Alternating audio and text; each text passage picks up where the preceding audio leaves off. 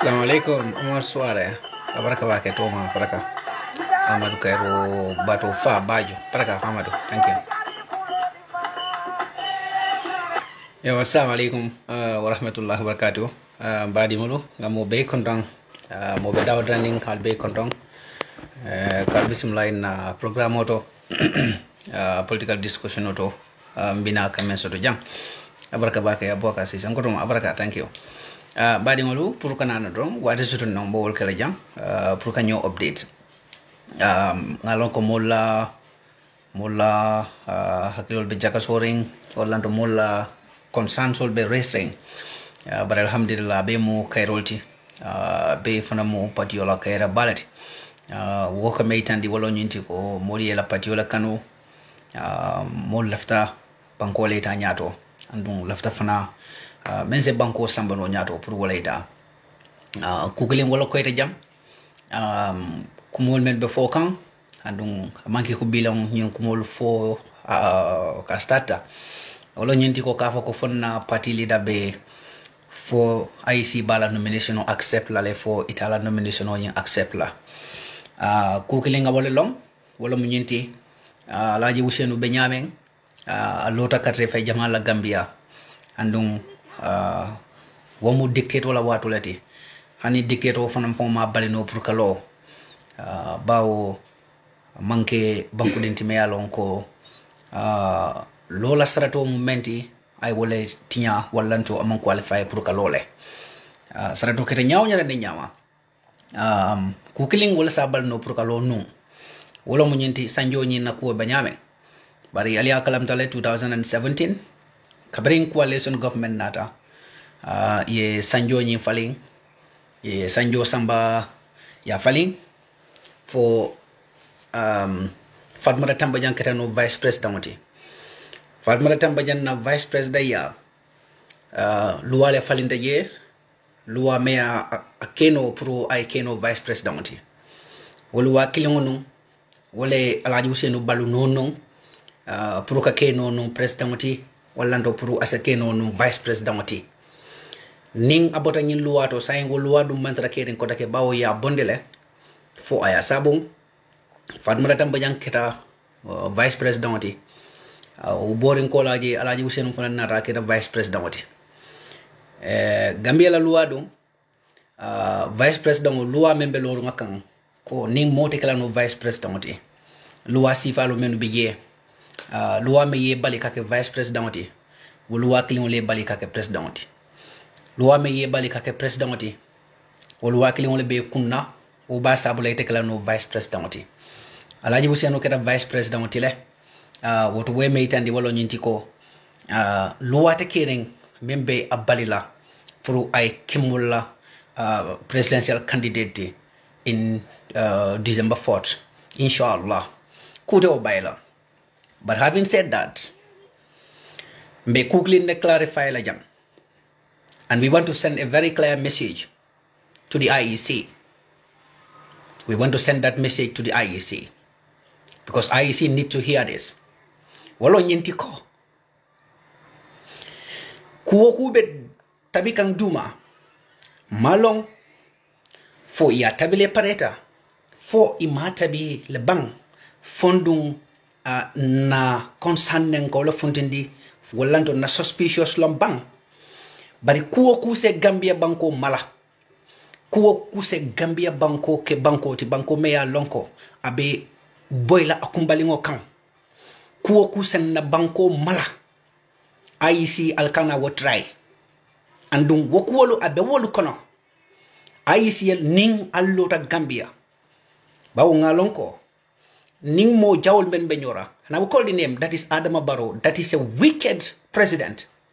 ani mo kurul menu babala suntu touré wolu menu be Angleterre da fe mo kuriya men tambita suntu touré la be Angleterre wallahi da fe mo kuriya men tambita wala nyin kuwo ku be fokan dumala nanteng nyin kuwo ku ya lon ko afani akul be tabi kanteng suntu touré le ba be tabi kan aya muta aya mol nyokono ya sika ya dila wonin sola adama baro nyin kamala puruse Gambia banko mala wolo nyenti ka planol sambanang ka faniya fo puru ibe alaji wusenna wato bayla nyaadi le ning ayata nun ko to nyalo ba wala ji wusen nan no medicino da fe ngoto bayla no Gambia banko kan da fe ngoto bayla no Gambia banko kan alaji wusenu qualification olto akuti je me alonko puru ka ke presidential candidate akuti je me alonka be o bayla no ali IEC la qualification o jala menu babala wokute ke ri me alonko abe alaji wusen balla no puru ka ke presidential candidate so woto alsi ali alla tiliming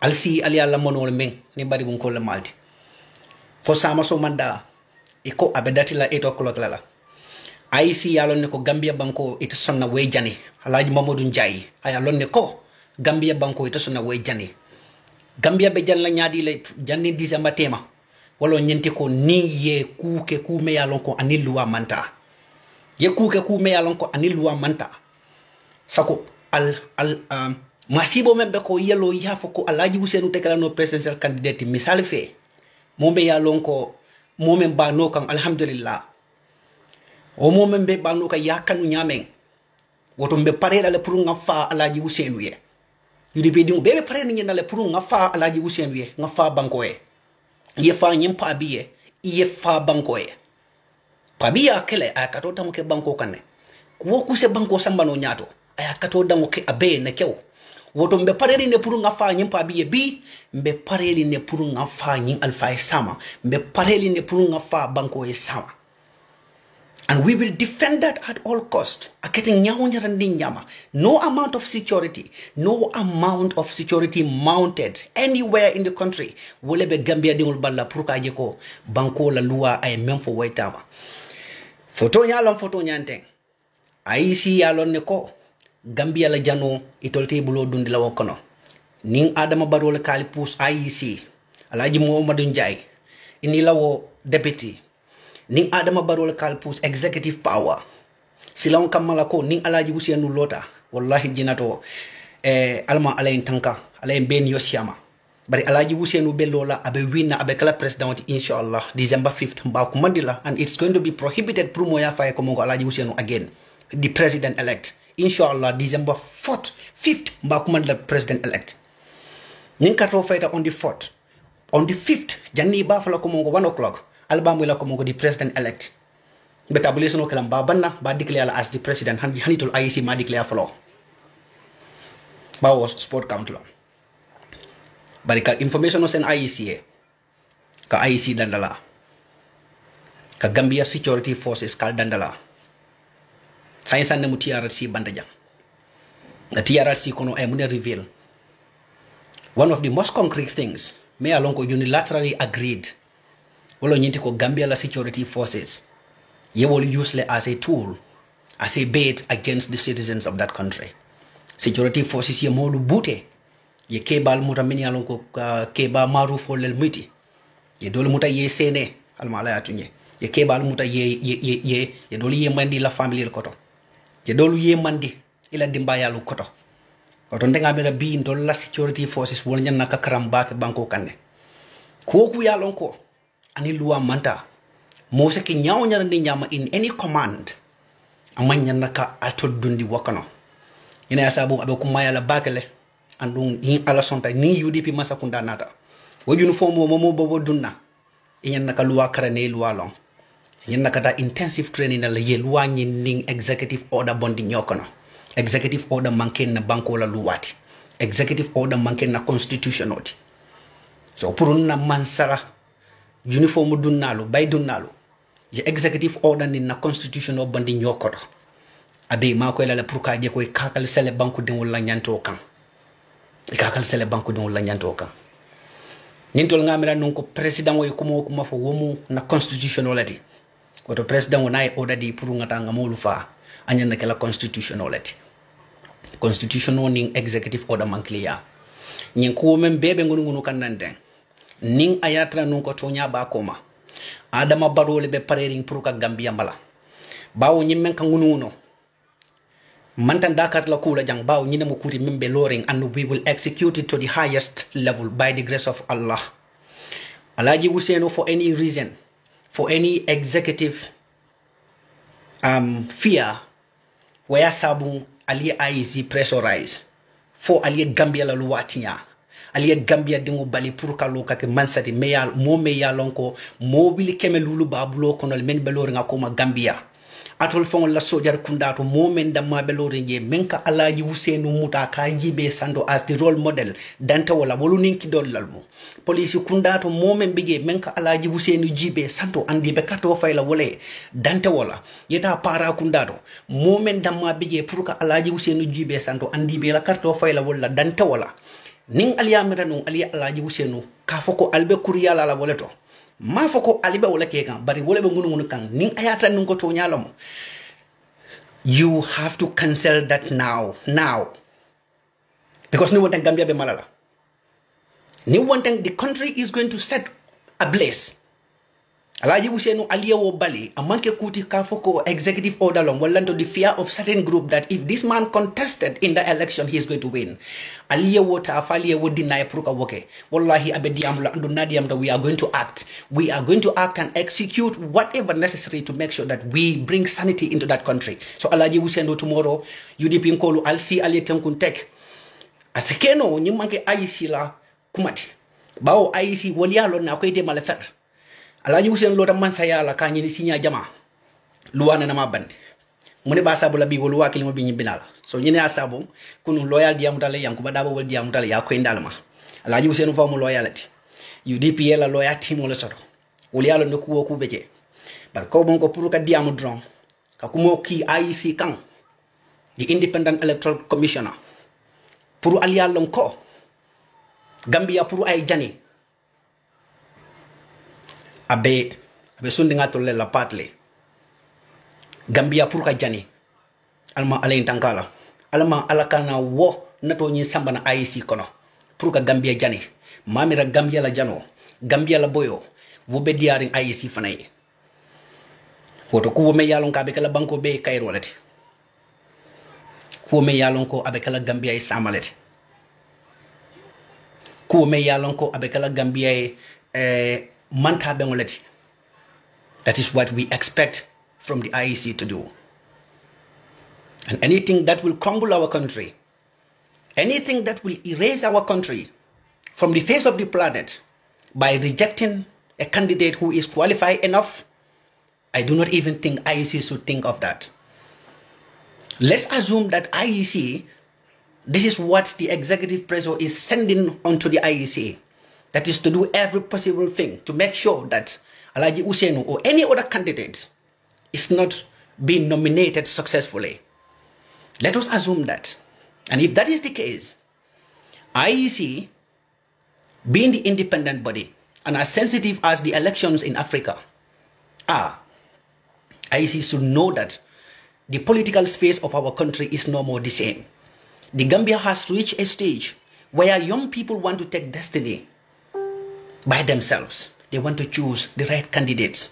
So for any incompetent leader or any executive order coming to you, IEC directly, that is going to overturn the constitutional orders, is tantamount to nothing other than erasing the Gambia from the face of the planet.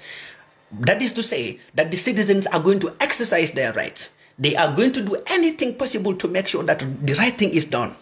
And at this stage in the Gambia, being one of the most qualified candidates, being one of the most experienced citizens, being one of the most patriotic citizens in that country, Usenu Dabo, rejecting Usenu Dabo is tantamount to creating civil war in that country. And this is not a threat. I'm just giving a brotherly advice to the IEC. But I believe IEC should know this better. If the rumor is true, well, IEC, you have to think twice. And tonight,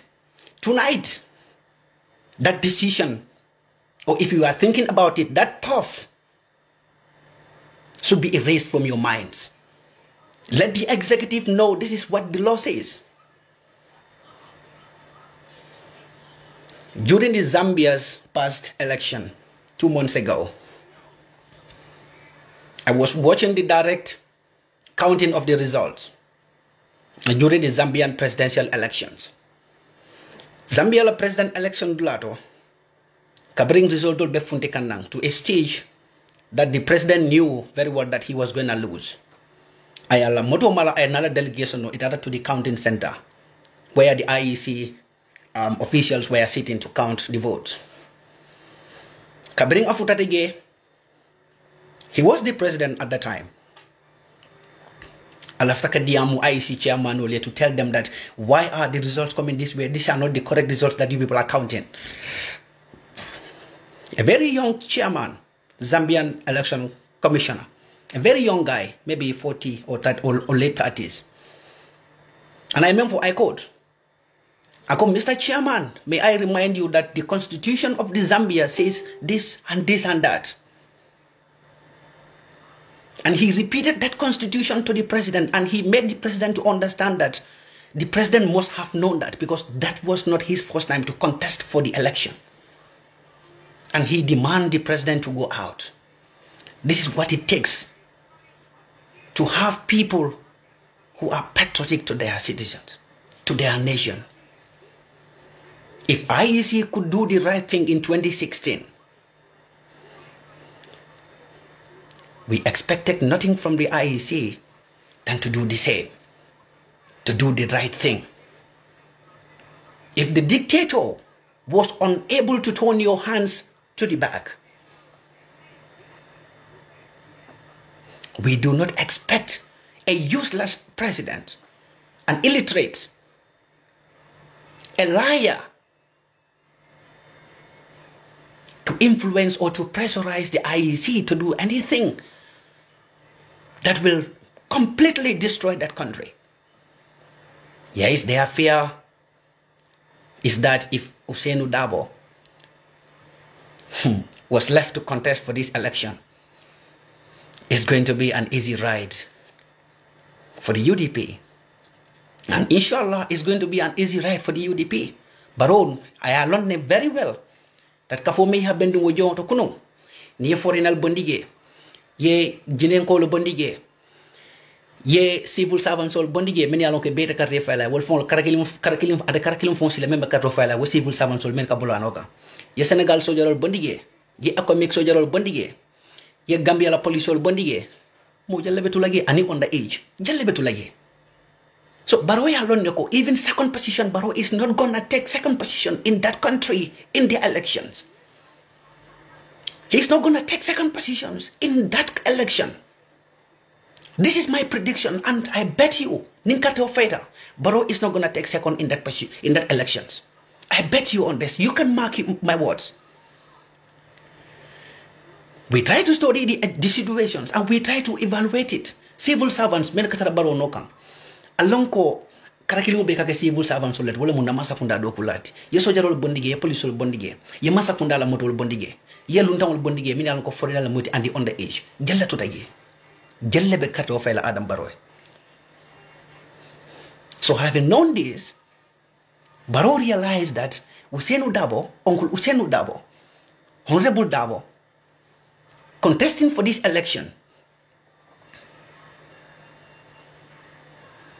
idea mo banne nding babu senu lota we dia mo banne Barrow yo wololong bar kuti bulu ko kuti je. So pour ka UDP militant sol be haglo tenkunde ko men be foka ase keno la be ngunu kanne ase keno le abe ngunu kanne asekenole abengunu kanne but dalilite caring me alonko alaji Ousainou telo lano I nominate someone successfully, and IEC knows that because they know the consequences. They know the consequences. Prokaje komongo kana alaji Ousainou la nomination when accept. IEC knows the consequence of that. So IEC would not do that, and they would do the right thing Tomorrow by 8, before 9 a.m., you will hear that Uncle Useno has been nominated successfully. IEC knows the consequences of rejecting that man's nomination. For no reason, IEC knows that. IEC all on 100%. So IEC all on 100%. So dalila take mente alaji Useno ballano pour kalo pour IEC ala fango accept. So mo PAC tomorrow so manda 8 o'clock yela telephone mala yedung iye IEC lamoy. Jani ba floko 9 o'clock. We expect the IEC to accept and pronounce alaji Useno as a qualified candidate for December 4th. Yes, this we can say. Because there is nothing, there is no barrier, there is no hindrance. There's no obstacle member Balano Purkalo. So he is qualified. And IEC must, and they will, accept his nomination tomorrow. Morning, before afternoon, they must accept his nomination. And this is all what we know. All what we know is that if somebody who has been qualifying, has been contesting for the post of the presidency on several occasions, there is no reason to reject that person. So he is going to qualify, and he is going to be pronounced as an eligible candidate tomorrow morning, not even afternoon. IEC will do the right thing, because IEC knows that attempting to do something in favor of somebody who is not even worthy of anything, because Barrow is the most useless president that you can find in Africa. Just take a listen to Barrow at the Buva Zone. When he was spewing lies to the Gambian people and giving them more and more promises again, forgetting that this is the same guy who promised to them in 2016. He promised to give them the cheapest, price of rice in Africa. That is $600. What is the price of rice today? Why do we believe that he was telling us the truth? He was lying, of course, at the Buva Zone, and he was ranting like a mad rat at the Buva Zone. They have nothing to offer anyway. That's why the only political strategy that they can come up with, NPP, is to come and castigate Alhaji Ousainou Darboe. And that shows how powerful that man is. That shows how important that man is. Remember when Prophet Muhammad, peace be upon him, when he started preaching the Quran to the people, you know what happened? His own people started calling him mad person. His own people started throwing words at him. His own people do not only throw words or to label him as a mad person, but they equally chased him away until he was injured and he went to Mecca with blood. So when somebody is that important, when there is a chosen one within the society, they are meant to suffer. They became a sacrificial ram for the society. That's what Alhaji Ousainou has been in the Gambia. I remember one thing, all these people, all the presidential aspirants who are looking for this position, they all form their individual political parties, meaning they were not chosen by people. It is only Alhaji Ousainou who was approached and was forced to come and head a political party that became the vibrant UDP today. One of the biggest political parties in that country anyway, not one of it, the biggest political party in the Gambia today, and the most honest political party in the Gambia.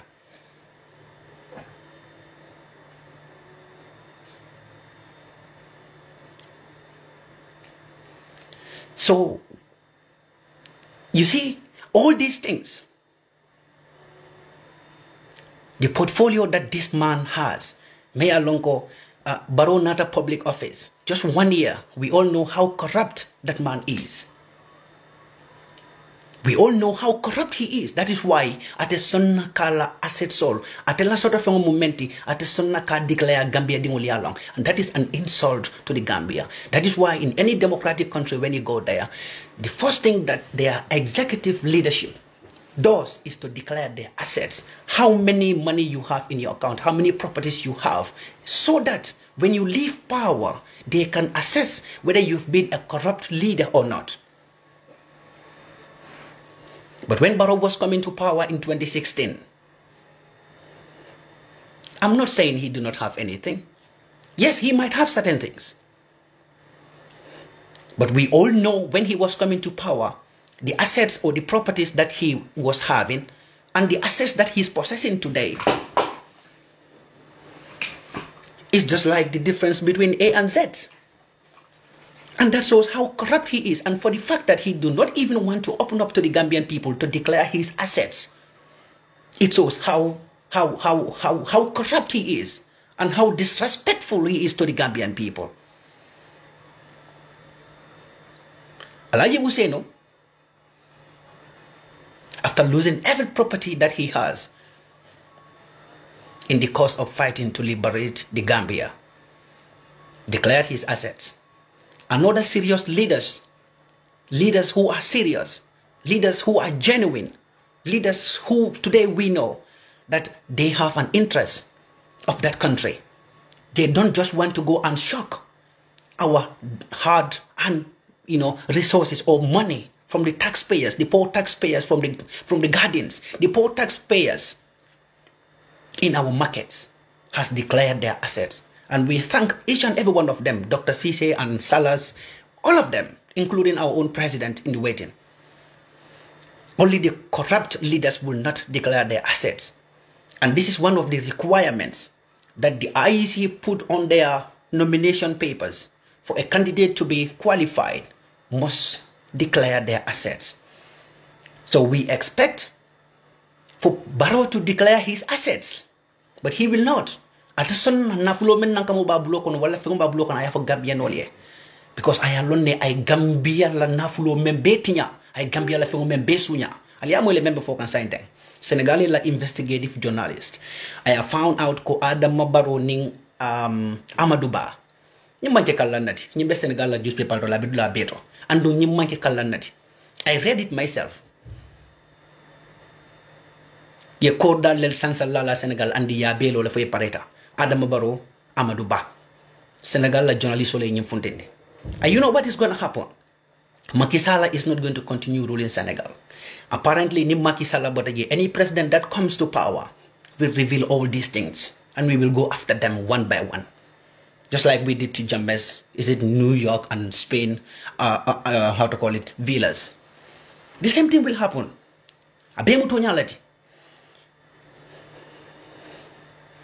And the second thing, make it this week. Aliagile yewo kokeno men kama ng Gambia. Adama Barrow yewo kokeno men kama ng Gambia ka famole ko banga ketal tam. Aliagile wodi same kokeno. Yewo lo muta. Ya nin kulungo men muta. Ye kulungo la ta ya mu kuke. Ye kulungo muta la ya be mu kuke. Senegal journalist based study kan for almost 4 months. Ye kulungo muta ya be mu kuke. Ye kola falin kulungo la puri kana lon ko mon ko kulundolom. Ye kulungo kono falin. Ye fanje ko mon ko ye compagnie de le register. Ya ke ko mo ye compagnie do le register. So compagnie ni nakana yele Gambia. So wolkata bo triple le bitala fo Senegal. Ye ko keno fandi wo kulo ni nakono Adama Barrow na la molo. But Senegal el yagele ni na sabu ngafo ko uniform ni adon do ko ke banko e kana do ko ke moy executive ya. Senegal el Macky Sall sken wa ni kalam tale ko Adama Barrow la ko keno kata. Bawo itol president sabol Guinea Bissau Adama Barrow aninye.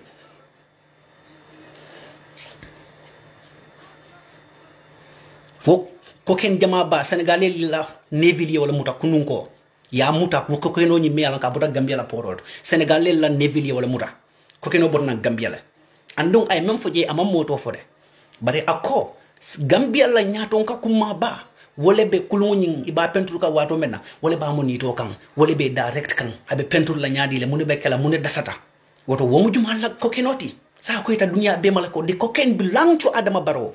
It belongs to Barrow's government. Nyim mansa furin sifa. Nsulata wala banko kanda bang. That is why let us come together. Let us come together and liberate our country. Let us come together and save this motherland. The only country that we can find joy. And the only country that we can have peace. But the country will not be peaceful if we the youth do not open our eyes. If we the youths are not ready to stand to do anything to make sure that we defend that country, and we have to be ready to defend it, boys and girls, women and children, let us come together and send Adama out. That is the only way to save that country. Barrow is nothing other than a dividing government, a dividing leadership, a dividing ruler, a leader who will never tell the truth to the Gambian people. Look at the kind of lies Barrow was saying at Buva Zone. And as if that is not okay to know or to justify that he is nothing but a divisive leader. Look at the kind of insults, the kind of character assassination, the kind of disrespect that Barrow was allowing on his podium in his own presence towards his fellow politicians. In politics, I believe that we can be opponents, just as many believed, but that should never make us the enemies. Look at what he did to Esafal. Yesterday, Esafal was talking. It was so emotional that you will agree with me. We all felt it.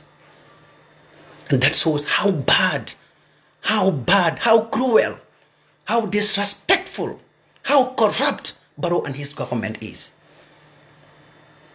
That is the level of corruption that we are seeing in that country. The level of disrespect we are seeing in that country. So it should be a collective work, including the IEC, to know that the peace of the Gambia is never going to be compromised. The constitutional requirements and the constitutional directives will never be compromised. And that starts from tomorrow morning.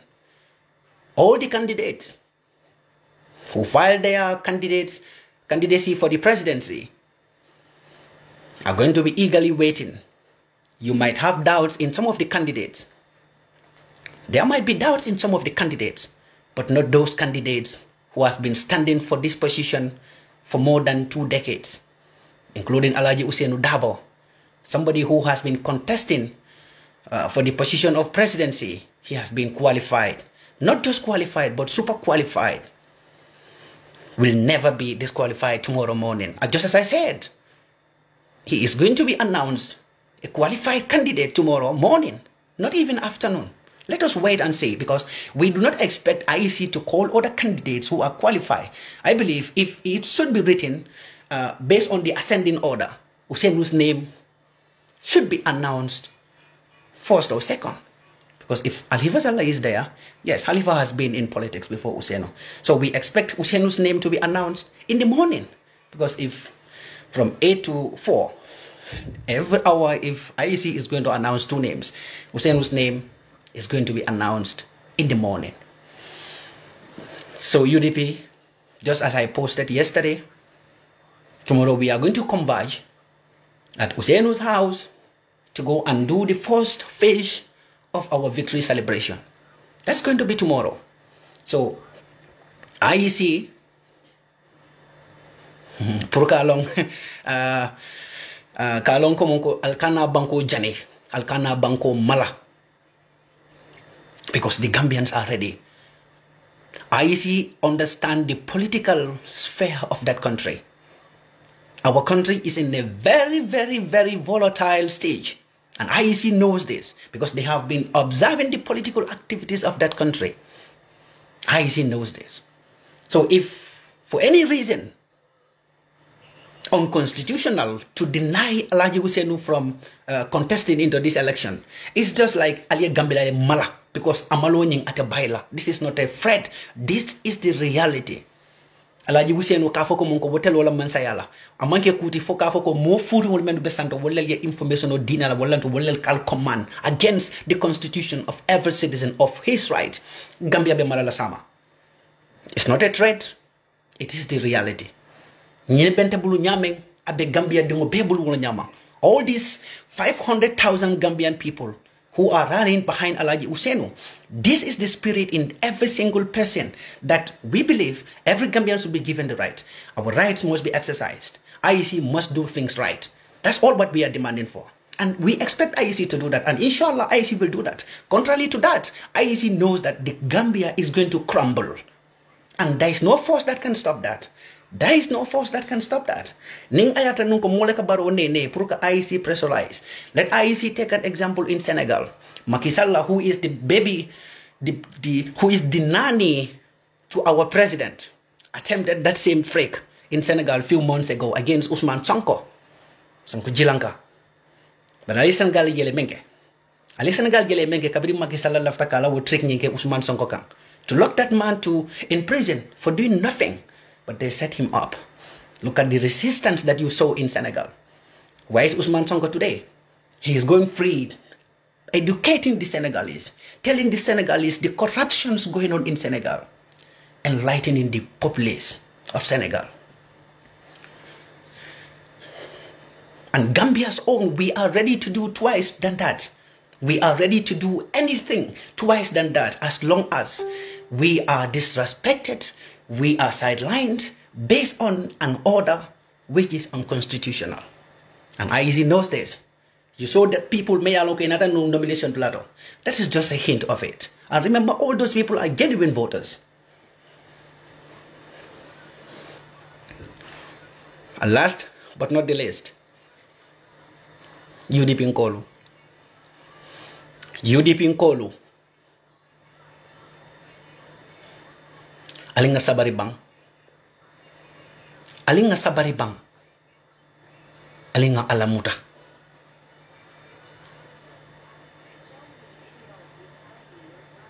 Alinga alamuta bang. Nko. 28 days to go to the elections. 28 days to go to the elections. And to install a new government, a new leadership, a leadership with decency. Alaji Usenu and his UDP government. Ninga alamutano for 4 years, 11 months, and 2 days. 4 years, 11 months, and 2 days. Nga alamuta wala. 29 days to go now. Ye alamuta. Sangina no kono. Abenim bata. Sanginani. Karitang anin killing anin tilifula. Ye alamuta obe kono. Abenim bata. Abenin nendiro. Abenin alifa disrespecto. Abenin alla Gambia nafulo sunya. Merol be sankula. Ibidala gadi no kono. Ni la gadi na fengo nyesa mana marcho kono. Hani muka wafi ye ni la kodo be busi buloko ne ko bukum na keda mansala tax la. Ali dunya nyimbe kan al kumbo tay mala kumbo moy. Mandali la je. Man dankato yaaje. Man dankato yaaje andu man dankato fananje. Mentambita mola meya lonko ayala karto wafing. Kodo nankamu la. Man dankato je. Mammoje meya lonko a dankata a horomanta yata ala ba janila ning ala sonda min yala karto wafin ka di adama barola anybody akati ya di momola mi yala karto wafin UDP dingo ye danka fu yala karto wafin ma UDP dingo je me yalon ka be dankala katambi mola me yalon ko ayala karte ke sole wafin in exchange of any amount. That is a disrespect to your personality and to our leader. Yalong alenga kukilim fahambang. Ila wakati ya kisakilim yeme wafing as a more loosened in wala nyina. Alia yale moment nanka mo bebe masaya ngino wala nyina. Iko moja le register 900,000 people. Ninka teo fighter. As a keno mobe sorola yele me along kabe 300,000 votes sorola only amaribe winner. Because just divide this number of votes among these candidates.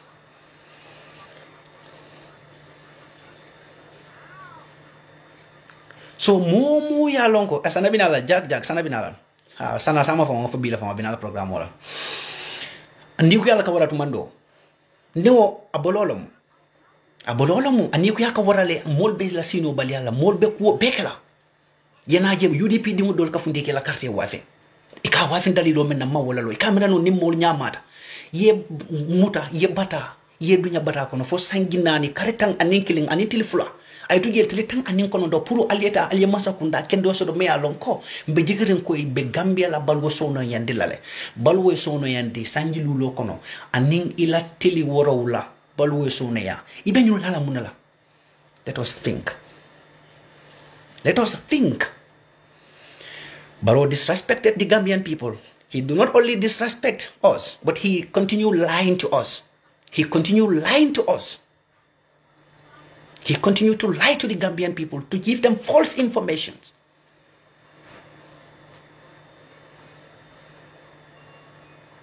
Why are we going to be carried away by that same guy?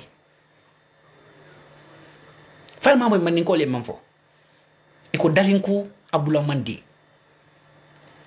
Dalinku bula mandi. Balo dal tala kafani afonya Gambia. Fo ambede no afuntita akonya ko. Nka kuma do fondala. Nina nyinke baya be. Musufula ke lan ko ma nyaawo nyarandi nyama. Bari amanke ko ndeka ko momem be fo abeka ke tonyaleti. Baro ma nyimfonye. Muni ba sabula kununko nalo tagge buvazon. Ade memfula nyi wafuna mankala fani yakili walati. Muni asabu nkombe wo hope ni satola. Allow a fool to talk, and you can be your own judge. You don't have to tell a fool that you are a fool, but just observe and you know who is a fool. That is why Barotelola no platform model and say anything sensible. That's why Atelola no platform model I fam for me along ka be sense make lale. You dipin call jannen kan nakatol wafing. Think about Nogo Njai. At least have respect for Nogo Njai. Think about Solo Sandeng. Have respect for Solo Sandeng. Jandi ke la karte wafing.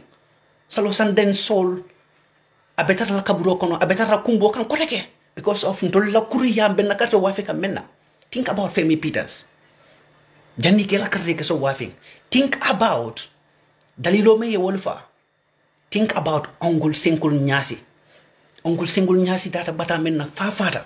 Think about that. At least respect those people jandi ke la kate wafing. And how you going to respect them?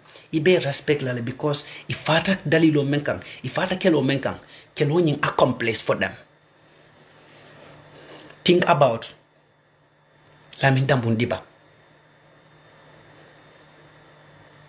Think about him.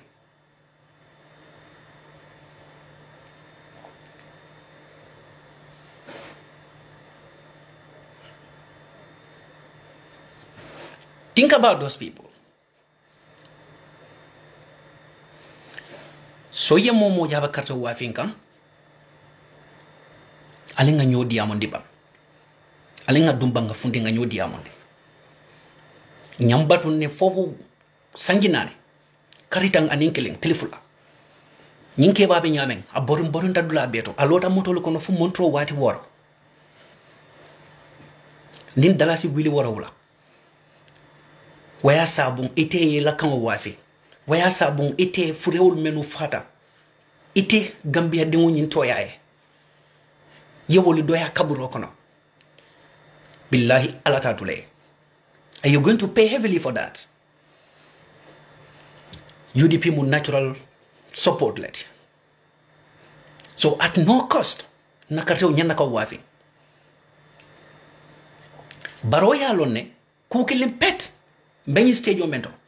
UDP nkolo aliye baro deteru kurande ne fusaing blata la bitala damento. And believe me,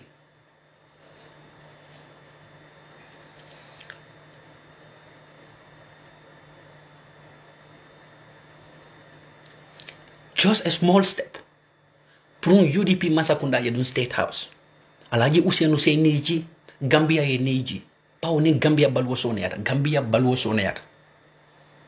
Alaji usen ne niji yenda mala kosti ngene asabung ay nyim bata beke ma bata bita Gambia aka fundi nan kaso kon wato men aliya jela ndani te fundi ke jumale be sonna o manya sifa fundi ke juma ndani te membe sacrifice la ka je ko moko baluwo be diara nyameng dingolu be bulu men ba ke ye navulo be bulo kono ye fa dundi bo bata sifa kono ndani te be sonna dal bang al nganti li nyoy atasi ala kono med be sonna la nyimpa bi sonta wole asonta la munela Gambia la ko ni de be opa be nyi mutala ka ma koy mune ba sabule be la karte wa fi la bi ye munya ye batum sanginani kare tandin kileng ani telefula ye munya wo be kan telit mu wannen kononto pour pa be nyi ay ta state awso kono ye la karte mu da ya wa fi wallahi mu dankato let e mu dankato baleti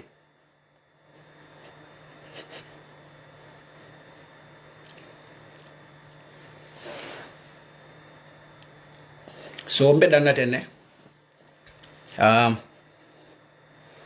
alinga katambe nga diam mol fana men yalon ko benna sata wolto fundin kelo alnga ken dun alnga ken fonkan dunoti alnga na sati la carrière kantaba alnga na sati la carrière kantaba nyimo futi wol binala le pour ka sati mo la carrière sang atol UDP di mo le bedun nato damalel kan because isulata UDP di mo damala carrière isulata to lella last week nga fo janne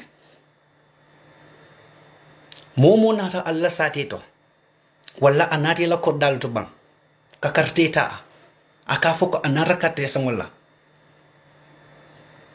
anin ko di wo kodinata ko alamu ta bang ala bute fo bute ro me yalon ko ali yalon kali ya bute la kana fa ali ya muta ali ya samba police ningal ye kilim bute sinya kilim ali ye kilim bute maybe nali ya start ka bute al kana fa de bar nali ya bute fa ngay beta mo kilim sinya fula a funtita social media wallahi ke ba stop la iba stop la iba stop la and I commend the people of Sukuta.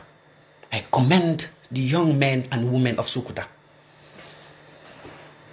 Beriye NPP ko lumuta ibe mol approach kam pour que la carrière wafi. Ya try ke kawol video.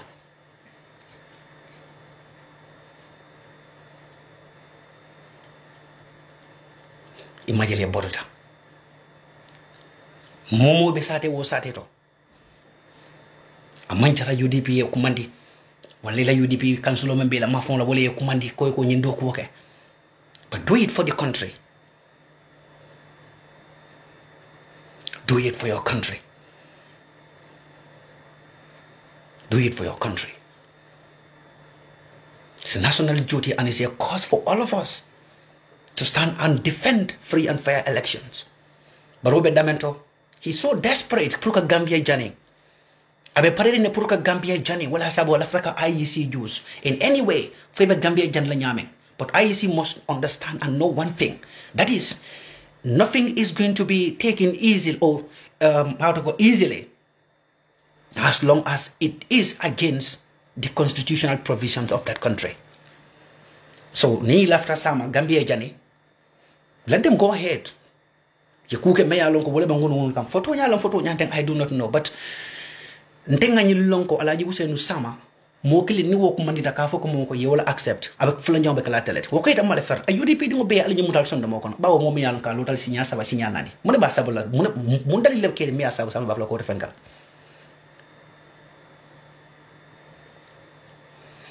So mbeko wodanna janne sama fana binala inshallah kana dia mu nyinkarte wafona sama ba fala ko tilimu wanning sey wala tutage ngolu telikli nakata sama fana binala janne inshallah binala le sama ba katara ngalay no yele pour ngamol fana alaw ye ko mandro kana especially men ba Gambia hal ko mandro kana alla experience inata la mafon la le bang imanaje aliyemunelo ila kuolto. Let us talk about it. Let us talk about it. Let us share ideas. Pajela we can give our people, because nafaham ko saying imukade kam from kavali ko balaka tele sana ikanali ka foko iba kodole di kan muso ka folla bal kodo ni jandi ka soto foisela voters kata anyon wuli aman soto NPP niaje momole ka fali ko masakunda ba kodol di ko tali bari swata la ID card la karabe mo kat di ka sanality anyon fani aku man soto abe fani akenze. So they will continue changing their strategies. Wale hasabong mbek laino yel la sama menu fana bes wokono ikamel approach ni yediamu ye kolkenam ikamune foye.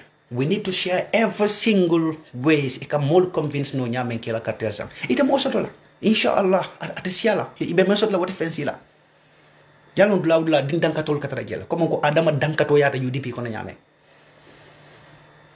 adama dankato yata UDP kono nyame fobi akal waka faneng wo mo sifal ka so balu fanan kono. So wala sabu ay jikawo jika ke alamu do nyama ko ko dankatola annabila Yunus aning annabi mo jama le je meddi mo balantema andi dimu tar jahannam sakontul be dunya man kono nante sakontul be dunya man kono Gambia ndem mun ba sabu la ngamra no modol waltita jahannam mune ba sabula ngamira non ko dingo dolte dankala wo mo si fala be sire na state house o nyon kono dankatole ben na state house o kono ñene sabon ala ngani yo manke fendi hande Gambia be janila barate la manse ay tenten alinga dinkendo samba ba ngasen di banko kan alinga dinkendo le ñene Gambia be jele sa ko nga maintain dala nande ñinke ba le duwa sodo ñinke ba le barako sodo alinga ding baraka dingul samba ngi sen di state house nga dankatolu bondi je ta illa taradulato December 5th UDP dingo be la slogan e kenyende December 5th it must and it should be prohibited to call Alaji Usenu for any name other than His Excellency President-elect. And Numbakumundla wala nyadile, he must be declared a winner December 4th. Ala baraka bake alama alay suto dia mo be dawta nen kamo be tento kamo be jayi me ala dan fana si yam fanje ngo kuma fo me yalon ka manke fotati se mol fana be dani. But my last word to IEC, tomorrow is a very important moment and a very important day for our country. Tomorrow, your pronouncements, tomorrow determines the future, the entire future of that country. Your pronouncements tomorrow and your decisions tomorrow regarding the acceptance or the rejection of the elections has a huge part in Gambia's future. It has a huge part in Gambia's future. So do the right thing. We know you're going to do the right thing because you are not that selfish to put our country in a mess up. You're going to do the right thing. Alma alay suto dia inshallah sama alma Gambia kairo tenkuna je. Alma kairo tenkuna Gambia sama.